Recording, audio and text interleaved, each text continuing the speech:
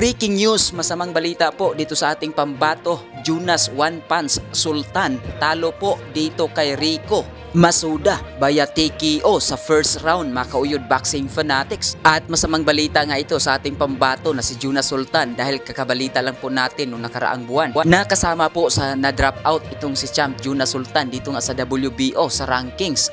At marami nga sa ating mga Filipino boxing fan na nagulat sa nangyari nung natamaan ito ng solidong suntok dito nga sa kanyang budiga. At makita nga natin sa video na sobrang ininda ang sakit na patama sa kanyang kalaban dito sa kanyang budiga. At dito nga itinigil na ng referee. So ito na ang bagong kartada ng ating pambato na si Champ Jonas Sultan. May kartada itong 19 wins, 11 KOs at 7 na po dito ang kanyang talo.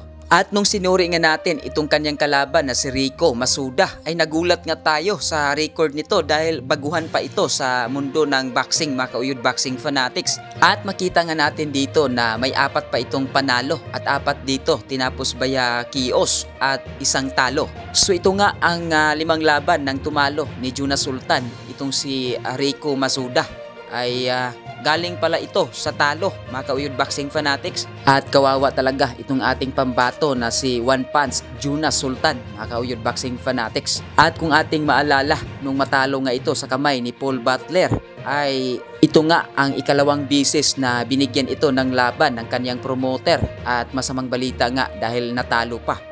So ano na kaya ang susunod na mangyayari sa karer nitong ating pambato na si Champ Jonas Sultan? So kung may opinion ka at komento sa video na ito, paki-comment sa baba at huwag kalimutan na i-like ang video na ito at paki-share na rin at paki-subscribe sa ating YouTube channel, Uyod Boxing Fanatics. Oh, Casimero got him. He's got him with a now. He's given it. He's got him with a body shot, was it? No. And he's in trouble. All over the place. He's in real trouble. He's got to buy some time here and make Casimero miss. Casimero needs to pick his punches, and he can't find the clean shot, and he falls down. Is he okay? Casimero wants to finish him right here, right now, and finish.